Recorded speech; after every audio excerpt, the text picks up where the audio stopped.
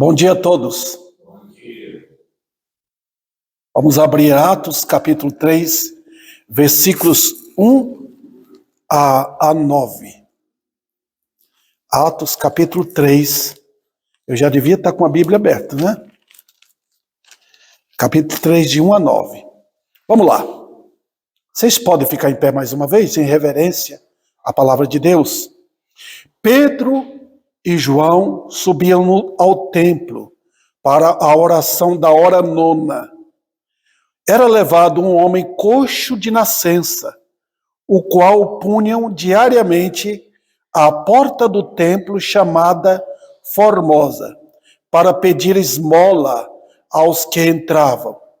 Vendo ele a Pedro e João, que iam entrar no templo, implorava que ele desse uma esmola. Pedro, fitando-o juntamente com João, disse: olha para nós. Pedro, porém, ele olhava atentamente, esperando receber alguma coisa. Pedro, porém, lhe disse: não possuo nem prata nem ouro, mas o que tenho, isso te dou. Em nome de Jesus Cristo Nazareno, anda. E tomando-o pela mão direita, o levantou. E imediatamente, os seus pés e tornozelos se firmaram. De um salto se pôs em pé, passou a andar e entrou com eles no templo, saltando e louvando a Deus. Viu todo o povo andar e louvar a Deus, e reconheceram ser ele mesmo, que esmolava, assentado à porta formosa do templo, e se encheram de admiração e assombro por isso que lhe acontecera. Vamos orar? Ó Pai, que com tua bênção e a clareza que o Espírito Santo dá, todos que estão aqui possam entender esta passagem bíblica. Em nome de Cristo, amém. Pode sentar. Eu sei que vocês podem estar perguntando, mas o que tem esse texto aqui a ver com o Evangelho? O que aconteceu aqui, os irmãos já sabem. Já dá para entender. Pedro e João estavam pregando o Evangelho. Tá? Eles estavam no templo. E na Porta Formosa, Jerusalém tinha várias portas. Tá? Era uma cidade cercada com muro. Hoje não é, tá? Mas naquele tempo era cercada com muro. E tinha várias portas que davam acesso à cidade de Jerusalém. E numa dessas portas, Pedro e João estavam indo para o templo. E eles passaram pela Porta Formosa e viu aquele mendigo lá. Ele era coxo. Né? Hoje, o que pede esmola hoje não tem nenhum doente. Né? Muitos desses elementos que ficam pedindo aí são pessoas que são viciadas em drogas ou são preguiçosas, não querem trabalhar. Né? Mas no caso aqui era um coxo. Vocês sabem, o coxo era um paralítico. Não podia andar. Então ele estava lá, coitado, tentando manter seu sustento, pedindo esmola. E foram pedir para Pedro e João. E olha o que aconteceu. Nós temos aqui uma cena impressionante, que em nome de Jesus Cristo, aquele homem levantou, passou a andar, dava glórias a Deus pela recuperação. Então, o que eu quero mostrar aqui, irmãos, com esse acontecimento aqui, por favor, eu vou tomar aqui para trazer uma lição para vocês mostrar o que é o Evangelho bíblico à luz desse acontecimento aqui. Obviamente, nós sabemos que não é comum hoje Deus curar esse tipo de pessoas. Toda cura que Jesus fez e que os discípulos fizeram, os apóstolos, não tem mais apóstolos hoje. Não tem. Os apóstolos já morreram. Tá? O que nós temos agora é a Bíblia. Deus normalmente não está... Não estou dizendo que Deus não faça. Ele pode fazer. Mas ele não é normal. Deus está pregando a palavra eterna. Aquelas curas que foram feitas foram para mostrar o que virá na ressurreição. Quando as pessoas que são salvas ressuscitarem, vão ter corpos normais, corpos de glória. A minha esposa se foi. O corpo dela ficou na sepultura. Ela está lá na glória agora com Cristo. Mas no dia da ressurreição, Jesus vai ressuscitar todos que morreram. E eles vão ter corpos de glória. Lá no céu não vai ter mais casamento, entendeu? Serão corpos glorificados. Não vai ter doença mais, tá?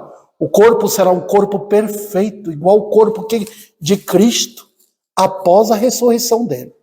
Não vai precisar de porta para abrir, pode passar, pode subir, pode qualquer coisa, é corpo glorificado. Esse nosso corpo aqui, irmãos, chama corpo de humilhação. Tá? Corpo de humilhação, por causa do pecado. Nós sofremos dores, podemos pegar doenças mortais. É o corpo que temos por causa do pecado. Tá? Então aqui não importa a idade, até uma criancinha, né? A idade do meu neto, tá? O corpo mortal que ele tem. Então papai e mamãe tem que ter cuidado com ele, porque ele pode morrer.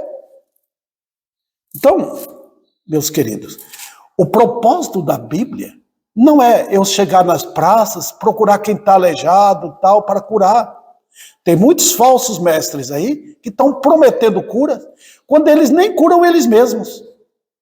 Tem problema na vista, vão para hospitais e pagam hospitais caros, tá? Mas fica prometendo que Deus vai curar. Eu já vi disso demais. Não é o propósito de Deus. O propósito de Deus é a salvação das almas. Tá? Deus tem por objetivo salvar homens da punição eterna. Tá? Não é ele melhorar nosso corpo aqui, não. Tá? Eu me lembro quando Jonatas, meu filho, tinha talvez uns 14 anos. Ele estava tão doente à noite, muito doente. Eu, 3 horas da manhã, talvez, pedi ao Senhor que tivesse misericórdia do meu filho. E ele melhorou. Tá? Às vezes Deus faz neste mundo coisas sobrenaturais. Mas não é o propósito dele. É isso que eu estou querendo dizer. Então eu quero tomar aqui essa lição da cura desse paralítico, desse coxo, né? Para ilustrar o que é o Evangelho. Então eu estou dando essa introdução aqui para vocês entenderem, né? Nós estamos hoje no emaranhado de mentiras religiosas. Mas está cheio de igrejas. Tá? E cada um vem... Quando você conhece um pastor que prega a verdade, normalmente a igreja dele está vazia. Normalmente. Mas quando você vê alguém prometendo coisas que Deus não prometeu, a igreja dele lota. Porque o povo passa a confiar naquele pastor. Ele está fazendo promessas que vai melhorar. Eu vou ter prosperidade, que eu vou ser abençoado. Deus não tem isso. Então, hoje, há uma nítida e clara diferença entre o verdadeiro evangelho e o falso evangelho. E nós vamos ver aqui. Então, o que eu quero pedir, irmãos, é que vocês acompanhem o texto, a passagem aqui, compreendendo à luz da ilustração que eu vou dar. Tá? Na cura desse coxo aqui. Às vezes, você ouve uma mensagem por um pregador de televisão. Às vezes você vai numa igreja. Eu vou ver se essa igreja aqui tem uma mensagem melhor do que o do pastor Davi Sena. Você fala, pastor Davi Sena é muito durão. Né? Mas você vai lá. Puxa. E você diz, parece que aqui é bonito. Você já viu o chamado ouro de tolo? Nos Estados Unidos tinha. As pessoas iam procurar ouro em tal lugar e encontravam esse ouro, que parecia ouro, mas é chamado ouro de tolo, Quando você pegava, tinha valor nenhum. Era ouro falso. Tá? Aconteceu que muitos foram pegos de surpresa com esse tipo de ouro. Hoje o que está acontecendo é o seguinte: você vê de longe o ouro, um evangelho pregado, Deus vai te abençoar, Deus vai te dar muitas coisas, vem para cá, tal e tal. Eles fazem isso, irmãos, mas estão atrás do dinheiro, do bolso do homem e da bolsa da mulher. Eles vão atrás. Eles querem saber o que você pode dar. Porque fica rico. Tá? Então você chega lá e você vê aquele ouro bonito. E você fala, poxa, isso é um ouro bonito. Mas é ouro de tolo. Tá? E, queridos irmãos, vamos ver o que a Bíblia diz? Vamos. A primeira eu vou ilustrar com o coxo, veja o versículo aí. Versículo 2. Era levado um homem coxo de nascença. O que nós temos aqui? Eu falei para os irmãos que a situação física dos homens é apenas uma pequenina demonstração do que o pecado fez em nós. Vocês já viram gente aleijada? Esses dias atrás, eu vi um moço, coitado, pedindo coisa ali, ele tinha o pé torto dele, dificuldade de andar. Eu senti demais não ter alguma coisa para ele. A gente usa cartão hoje, né? Eu senti muito não ter alguma coisa para ele, ficou triste. Mas eu não tinha. Para uma pessoa assim, a gente tem compaixão e dá. Mas esse é o resultado do pecado. Todos nós temos no nosso corpo alguma coisa que o pecado trouxe em termos de enfermidade. Eu tenho um problema nesse pé direito aqui meu, eu nasci com isso. Quando eu estava no Maranata estudando, me preparando, um enfermeiro olhou para meu pé, você vê que meu pé direito é roxo. Eu posso ter um problema sério no coração e pode me levar à morte a qualquer momento. Isso é resultado de quê? Do pecado. Tá?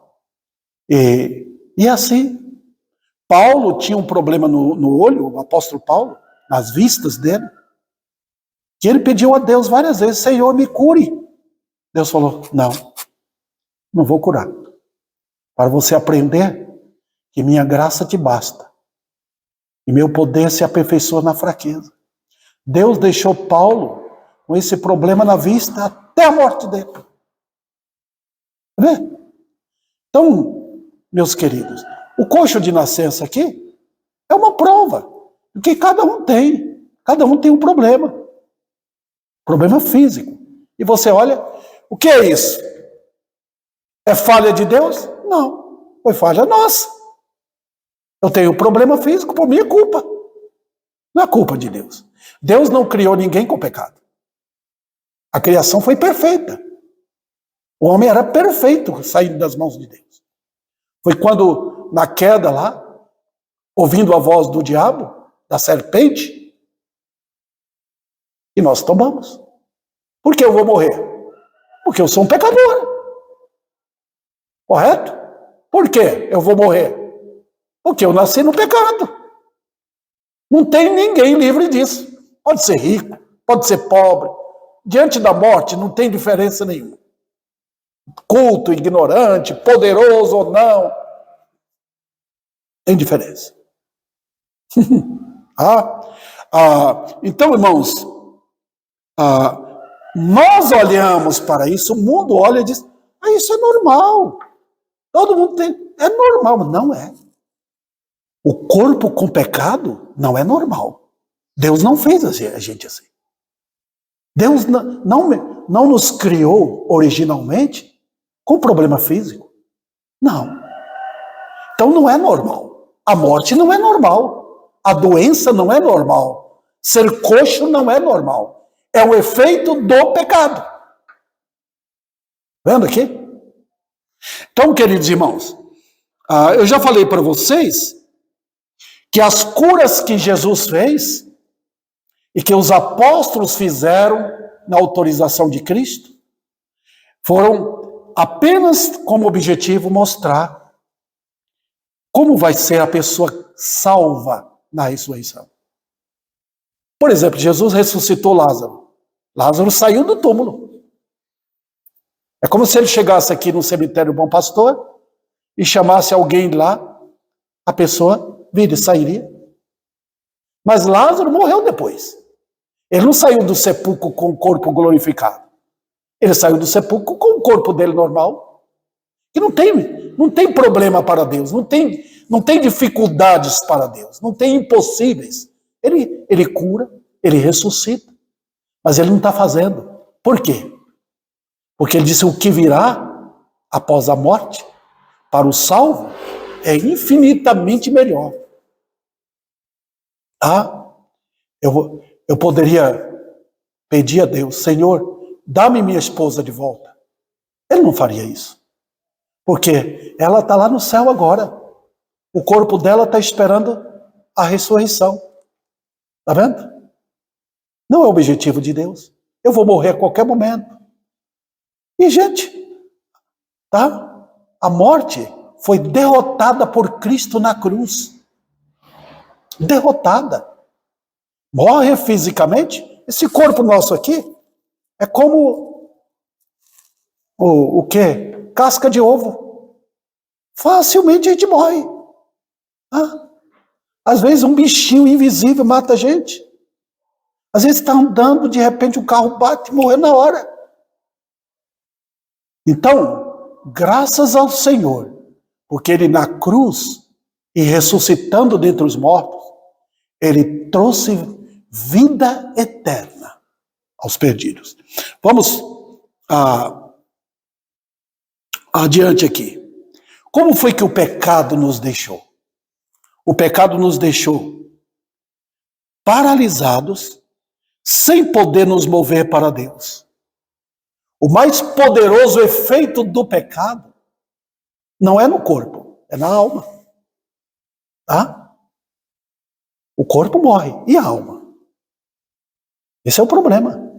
Por exemplo, morrer sem salvação é um perigo eterno. Um perigo eterno. Os homens de hoje não sabem o perigo de morrer sem ter sido salvo. Morrer no pecado.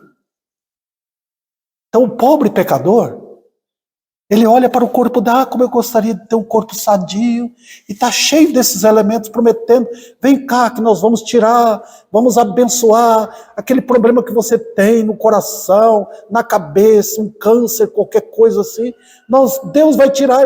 Deus não prometeu isso. O alvo de Deus é a alma.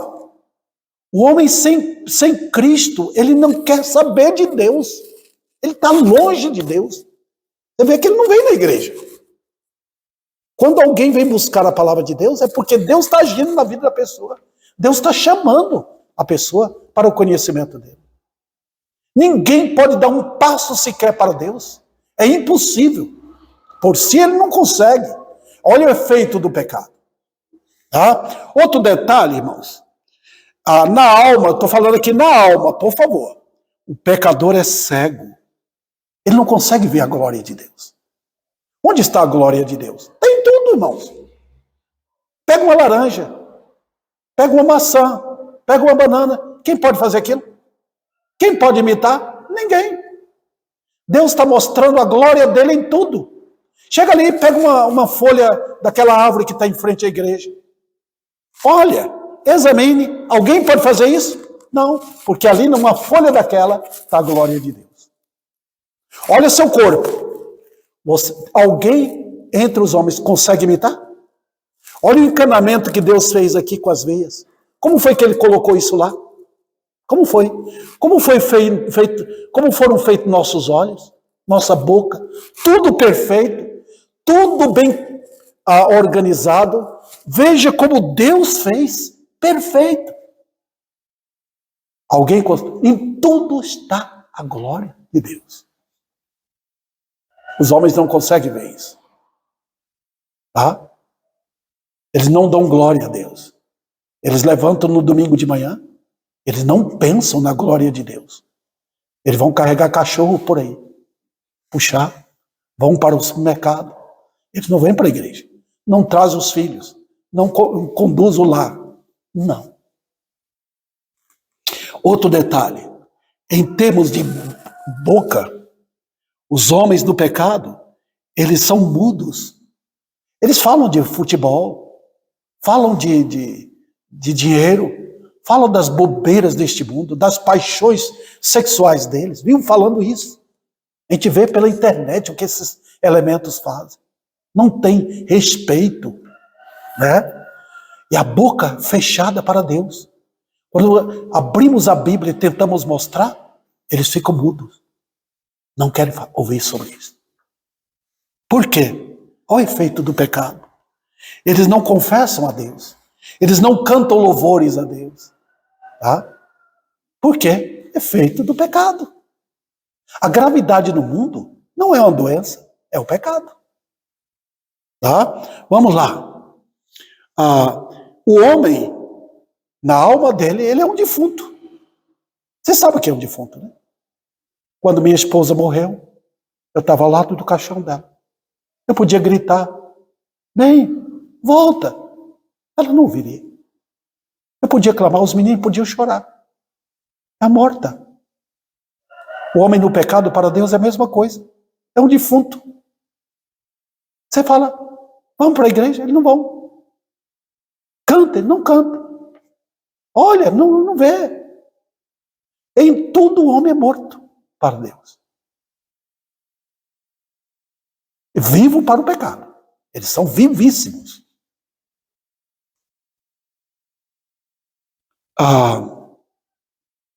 Agora, queridos, veja como eu estou indo devagar para vocês entenderem onde eu quero chegar. O mundo tem com ele os meios para resolver alguns problemas do homem. O mundo quer resolver o problema do homem com os pensamentos do mundo. Por exemplo, esse coxo aqui. Para o mundo, deixa ele pedir esmola. Está vendo como o mundo quer resolver o problema do mundo com o mundo? Com a solução do mundo? Olha o drogado. O que o mundo quer? Vamos dar um meio, abrir isso aqui para ver se recupera ele. Vamos dar um ensino na escola. O mundo quer os seus meios, até religiosos. Mas não tem. Ninguém melhora o homem. Ninguém. Melhora socialmente. Aquele moço ali que recebeu uma boa disciplina na cadeia para de roubar. Mas não é o meio de Deus. Está vendo aqui? O mundo melhora o mundo com seus meios mundanos. Então Pedro e João, chegando na Porta Formosa e dizendo para aquele coxo, levanta-te e anda, o mundo fica, não pode, deixa o pobre lá pedindo. Está vendo? É o sistema do mundo. Queriam prender Pedro e João por causa... Eles estavam fazendo isso, elevando o nome de Jesus Cristo. Então, o mundo pode dar esmola, mas aquela esmola que o mundo dá é para mitigar a fome apenas. Você dá uma esmola para alguém comer meio-dia, à tarde volta a fome de novo. Ninguém mata a fome. A fome é resultado do pecado, queridos. Ninguém mata a sede. Sede é resultado do pecado. Então o mundo tem, vamos mitigar. Os presidentes, prefeitos, deputados, senadores, governadores, eles fazem promessas aqui. Nada combate o efeito do pecado. Nada. Vamos lá. O Deus do Evangelho tem prata? Olha o que Pedro e João disseram. Versículo 6. Não possuo nem prata e nem ouro. Eles não tinham isso. Está vendo? Nós podemos ter. Eu pego R$5 ou uma moeda de R$1 e dou para um mendigo. Pedro e João não tiveram isso, não. Não possuo nem prata nem ouro. Mas o que eu tenho eu te dou. Olha, é interessante, queridos. Veja, o que eu queria dizer aqui. O mundo pode dar esmola, Mas eles vão permanecer, os homens vão permanecer na mesma condição. Está vendo? Deus não tem isso. Nós podemos fazer aqui cesta básica para ajudar os pobres. Podemos fazer. Mas o nosso interesse é a pregação do Evangelho. Tá? Veja bem, o Deus do Evangelho tem prata e tem ouro. O nosso Deus, ele diz, eu sou Deus, sou dono da prata e do ouro. Ele fala isso. Ele é o dono. Se que Deus quisesse me dar riqueza, ele daria. Tá? Você pode perceber, se você que é crente está tentando jogar na loteria, pode ter certeza que você vai ter problema. Tá? Porque o Deus, seu Deus, diz para não fazer. Isso é avareza. É falta de alegria com o que tem. O dinheiro que você ganha no emprego é aquilo que Deus lhe deu. Tá? Ele não prometeu riqueza. Se ele quiser, ele dá. Se você quiser ser rico, não está fazendo por avareza, mas porque quer ter bens aqui, trabalhe. Trabalhe. Trabalhe justamente. Não jogue em loteria. Agora você pergunta, pastor, se você vai no mercado e eles estão lá dando um prêmio, você pode... Eu não acho errado. Tá? Eu vou lá no Saveago, eles pode pôr seu CPF aí, que nós estamos só... Eu não estou buscando aquilo. Mas já que veio, então vamos lá. Normalmente Deus não dá isso para a gente. Ele não faz isso com os crentes. Não. Se ganhar, ganhou. Se não ganhar, tudo bem. Tá? Não tem interesse. O que eu vivo até agora, com 69 anos, eu estou vivendo. Nunca morri. Estou aqui. Pobres, Deus cuidou de nós.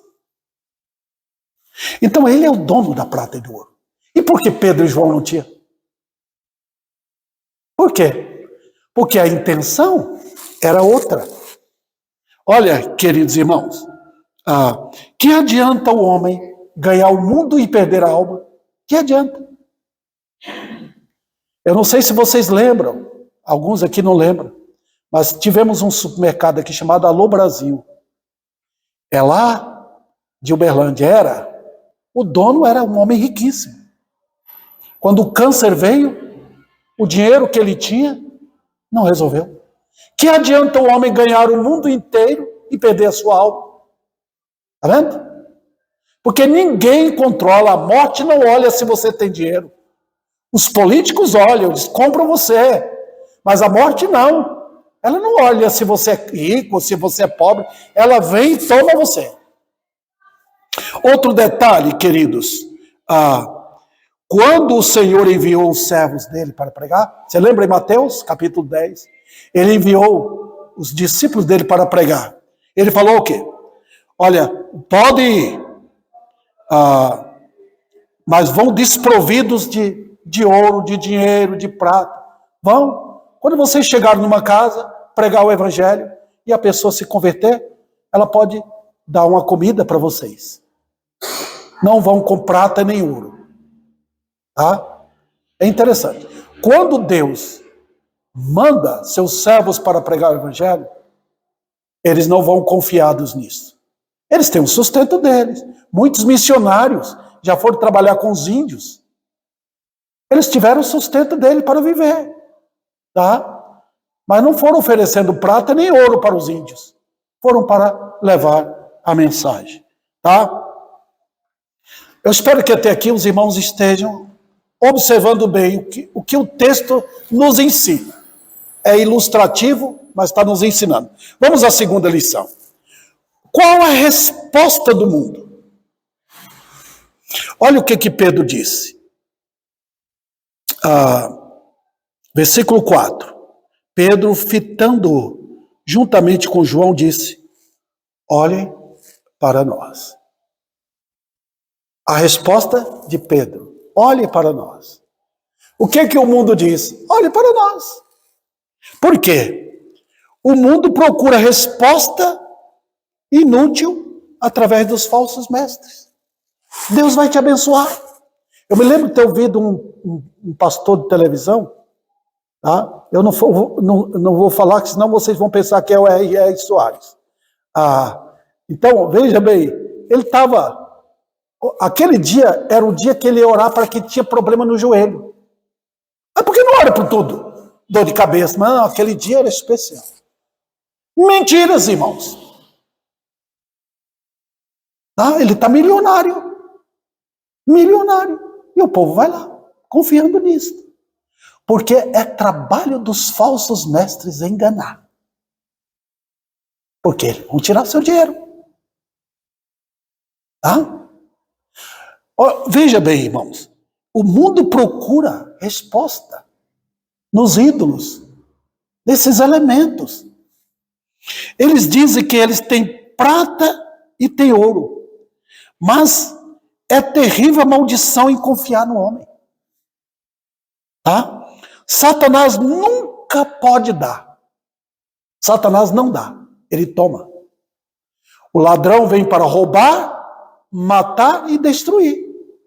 Quem diz que Satanás tem prata e ouro? Não tem. Mas ele faz promessas através de falsos mestres. Mas eles tomam. O homem que engana, usando o termo pastor, missionário, qualquer outro nome que queira dar, ele não tem intenção de dar. Ele tem intenção de tomar. Porque é o trabalho de Satanás. O homem que é chamado por Deus, ele tem intenção de dar. Ele quer dar o melhor. Pedro e João, olhe para nós. Não temos prata nem ouro. Está vendo? Mas eu tenho algo melhor. É isso que eu quero dizer aqui. O mundo não pode dar. O mundo toma. Quando Satanás der uma coisa, dá alguma coisa, na loteria, por exemplo, em qualquer outra coisa, aquilo vai vir com um peso tremendo. Você lembra de Judas? Ele negou Jesus por 30 moedas de prata. Mas quando as moedas chegaram nas mãos dele, aquilo foi um peso terrível. A consciência dele veio e ele percebeu o que ele tinha feito. Ele se matou. Foi para a perdição eterna. Está vendo? O mundo dá, mas o mundo toma. Satanás dá, mas Satanás toma. E toma com terror. Então, queridos, eles procuram extrair maliciosamente toda a prata e todo o ouro dos homens. O mundo é assim. Esses elementos, quer sejam falsos mestres, políticos, tudo, eles estão procurando de forma maliciosa tomar o que o povo tem. Eles prometem encher os corações de esperança no mundo melhor. Então, toda melhora que vocês percebem no mundo é ilusão. Nós temos um presidente agora. Eu vejo que ele é uma resposta de Deus para nós não cairmos nos perigos tremendos que outras nações estão caindo. Mas ele é uma resposta provisória. É um aviso de Deus.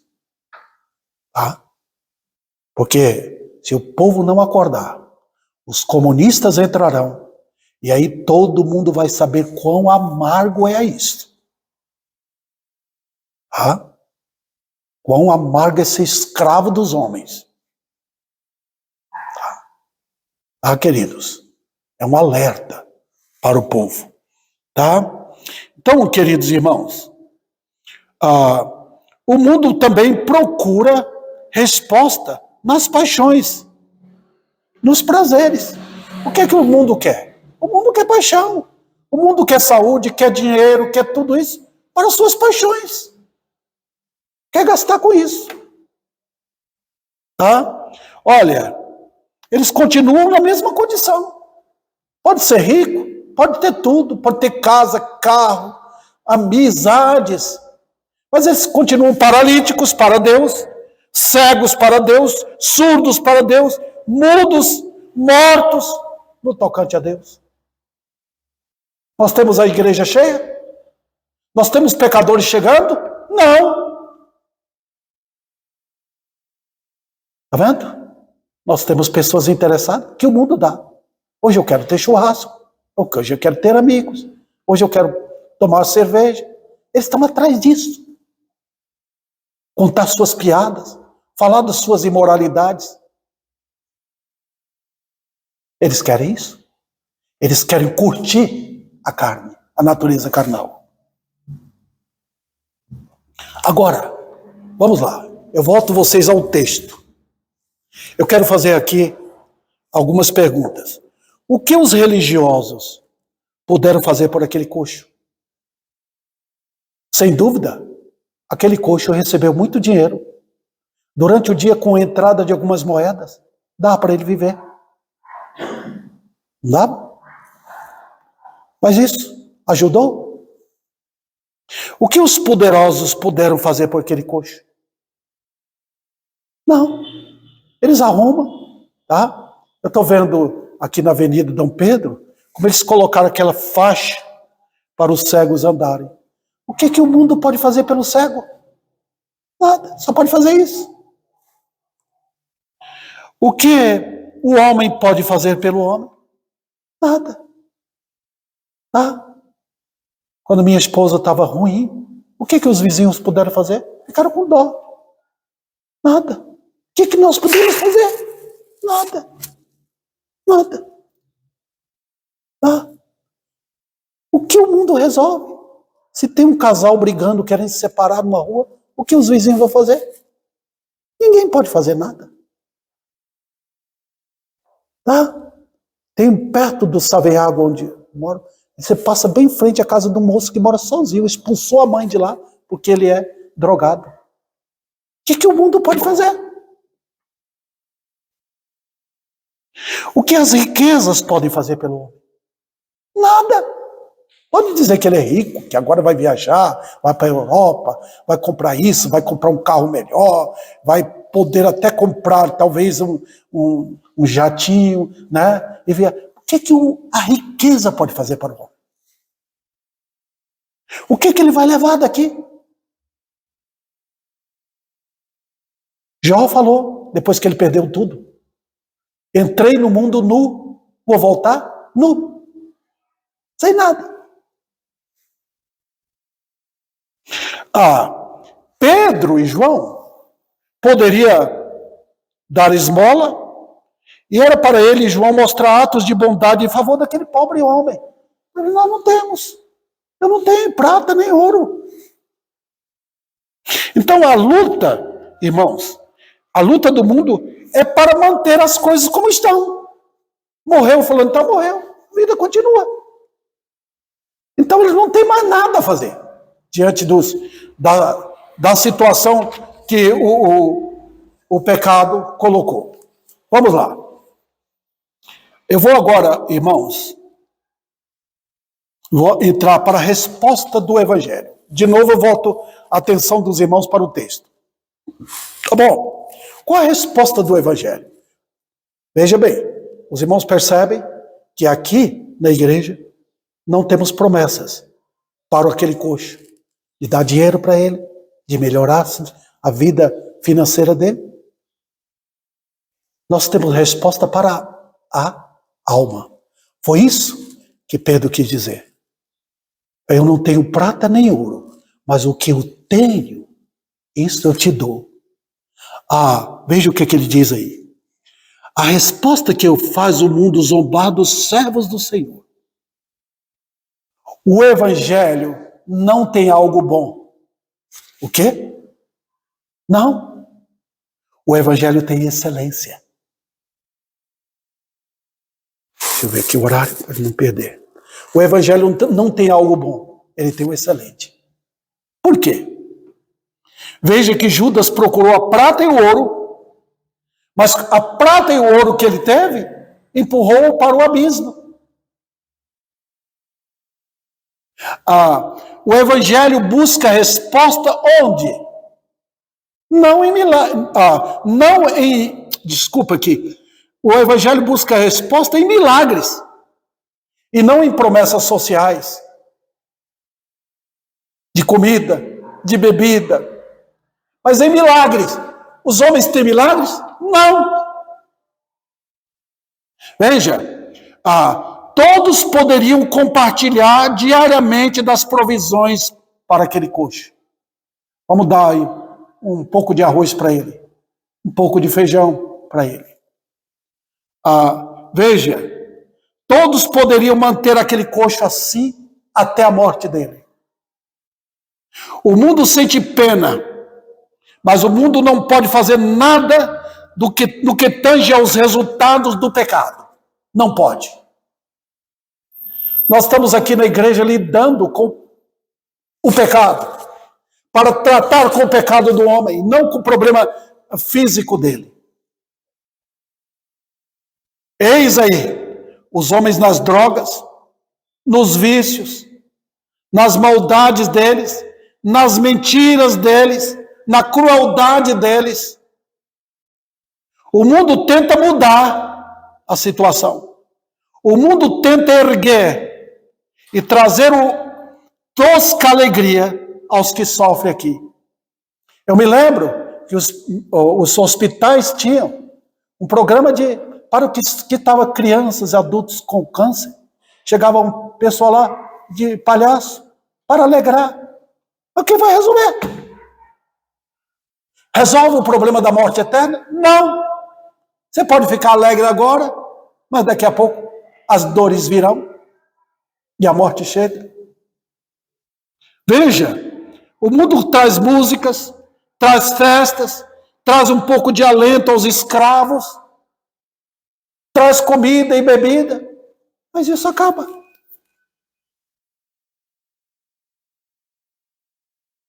O que é que o evangelho tem?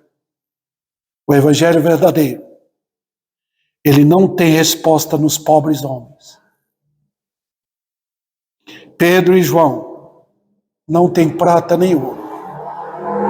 Paulo, quando pregava o evangelho, ele não tinha prata nem ouro. Os pregadores fiéis do evangelho não têm prata nem ouro. Falsos pregadores fazem promessa com bens terrenos. Venha para a igreja. Vamos te abençoar. Não. Eles querem as almas presas a eles.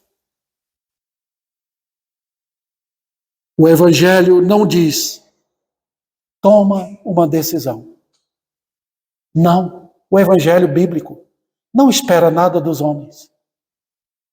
O evangelho bíblico tem a resposta na palavra de Deus. Qual foi a resposta de Pedro? Olha o versículo aí. Versículo 6. Pedro, porém, lhe disse, não possuo nem prata, nem ouro, mas em nome, o que temos isso te dou, em nome de Cristo Nazareno. Levanta-te, anda. Aqui é anda. Olha, irmãos, eu sei, eu estou ilustrando aqui com o fato de que Deus em milagre levantou aquele homem. Ele passou a andar e pulando de alegria, saltando de alegria. O mundo poderia fazer isso? Não. Pedro disse, eu não tenho nem prata, nem ouro. Isso aí é bom, mas não é excelência. Eu tenho excelência para você. Levanta-te, anda.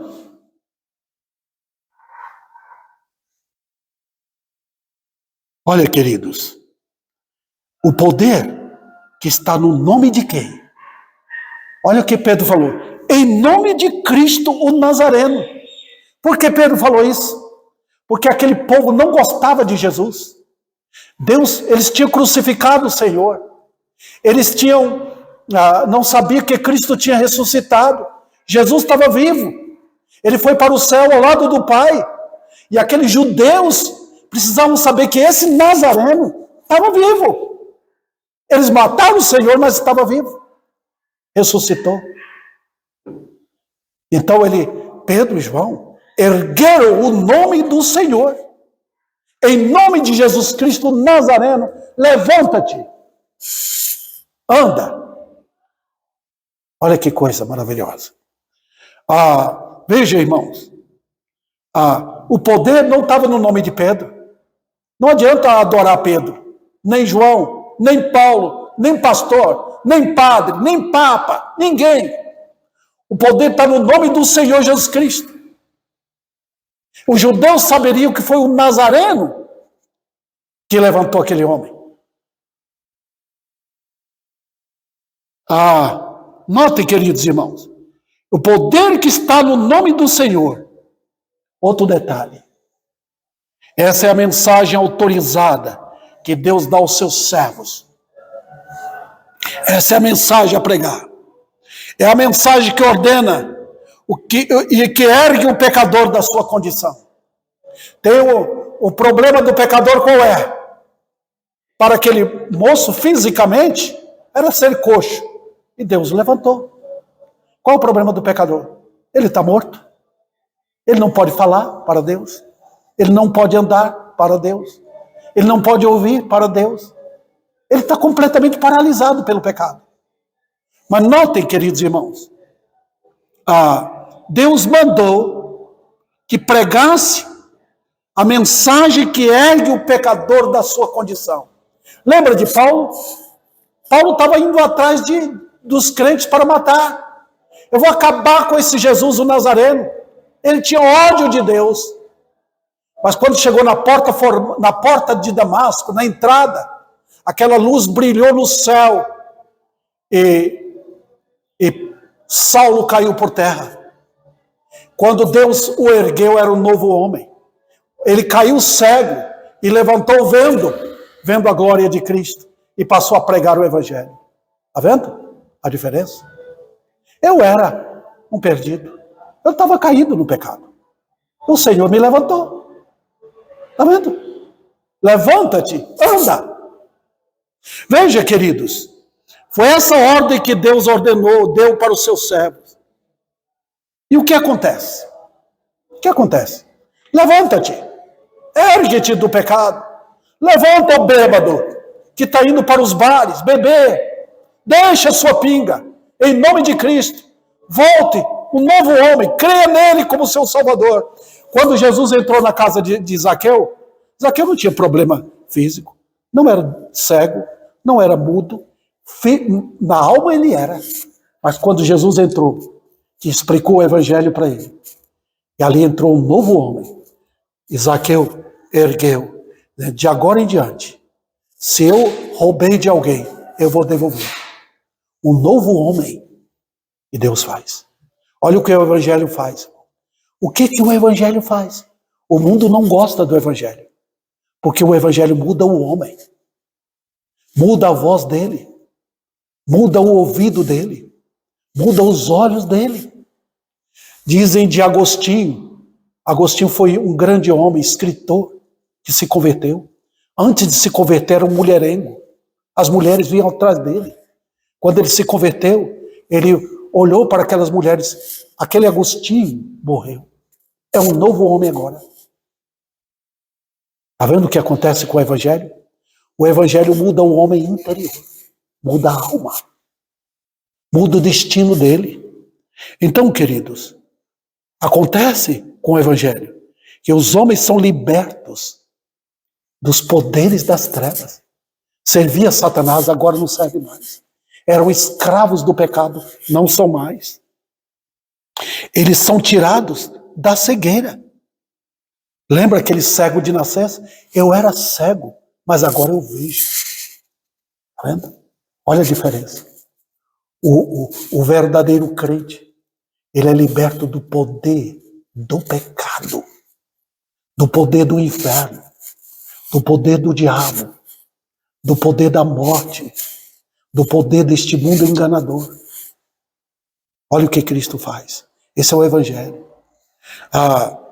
Veja bem, Homens são erguidos para servir ao Senhor. Quando Paulo pregou em Tessalônica, Deus fez maravilhas naquela cidade. Aquele povo era um povo idólatra, um povo movido pelo pecado. Quando eles se converteram, que ouviram a mensagem, eles pegaram os ídolos deles, jogaram fora, quebraram aqueles ídolos e passaram a servir ao Deus vivo e verdadeiro. 1 Tessalonicenses capítulo 1 fala sobre isto. Então, homens são tirados da perversidade. Quantos homens Deus salvou? Eram homens cruéis, batiam nas suas esposas, brigavam com os outros. E Deus salvou, tirou das trevas, tirou do infame pecado, da infame escravidão. Olha o que o Evangelho faz. Sabe de uma coisa? Tais homens e mulheres, quando se convertem, são bênçãos para o mundo. Eles vão produzir no trabalho, são exemplos nas suas casas, com suas famílias. Homens convertidos sabem como cuidar da família para Deus. Sabem como viver, como proceder bem no seu trabalho. Eles são bênçãos na sociedade. Eu contei para os irmãos de um médico crente que morava ao lado de uma família que odiava crentes. E falaram para o médico: nós não queremos que você pise em nossa calçada. Porque ele era crente. O médico passou, quando saía da sua casa, não pisava na calçada dele. Um dia o senhor daquela casa adoeceu de tal maneira que precisava de um médico logo. Sabe quem cuidou dele? Esse médico crente. E ele foi curado do problema dele. Depois, quando ele foi pagar, o médico falou: eu não quero nada. Só quero que você me deixe passar na sua calçada. Olha que coisa. Queridos, o Deus da Bíblia, ele veio transformar pecadores, tirar das trevas, da ignorância, do pecado, para serem novas criaturas, levá-los para o céu, para morar na eterna morada. Homens são tirados da idolatria. Enquanto estão no pecado, estão adorando santos, ídolos, homens. Quando eles são salvos, eles saem disso. Deus, quando chamou Abraão, tirou da idolatria. Ele foi um novo homem. Homens são arrancados da condenação eterna. No pecado, o pobre pecador está indo para o inferno, meus queridos. Estão indo para a perdição eterna. Não é brincadeira isso, não. Morrer sem salvação, morrer sem Cristo, é um perigo eterno. Os homens estão brincando com o pecado hoje. Então Cristo está chamando perdidos. Vinde a mim, eu dou vida eterna. A nossa vida aqui passa. Qualquer momento iremos partir desse mundo. E morrer sem salvação. O que vai acontecer? Morrer no pecado. Até vocês, meninos aí atrás, vocês falam: eu sou pequeno. Não, vocês podem morrer a qualquer momento. Morrer sem salvação é perigo. A mensagem do Evangelho não muda. Nós não tentamos remediar a coisa. Não tentamos mudar para ver se enche de gente aqui. A mensagem é a mesma. Mesmo. Sempre. Até a nossa morte. Vamos pregar a mesma coisa que estamos pregando aqui. Na esperança que Deus vai trazer pessoas interessadas em coisas eternas. O Evangelho não dá o bom, nem o ótimo. O Evangelho dá a excelência. O Evangelho pega o pobre pecador e coloca perante Deus. Não perante Davi Serra. Não perante uma igreja. Perante o próprio Deus. Para uma vida diferente. Que Cristo dá ao pecador. Coisa que nenhuma religião pode fazer. Nem a nossa igreja aqui. Cristo faz. Pedro falou: não possuo nem prata, nem ouro. Eu também não possuo nem prata nem ouro. Mas o que eu tenho para dizer? Cristo morreu pelos vossos pecados, para tirar o pecado. Ele veio ao mundo para isso. O que está destruindo o homem? O pecado. O pecado trouxe a morte eterna. Venha Jesus, crê nele como seu Salvador e Senhor. Você será salvo. Por quanto tempo? Para sempre. E se você tiver um problema físico, eu prometo aqui, dá melhora? Não. Eu estou dizendo que você vai ter um novo corpo, um corpo de glória, quando você for salvo e for para o céu. Na ressurreição, ele dará. Esse é o propósito do Evangelho. O Evangelho tira o homem da prisão do pecado, do poder da morte e da condenação eterna, para servir ao Deus vivo e verdadeiro.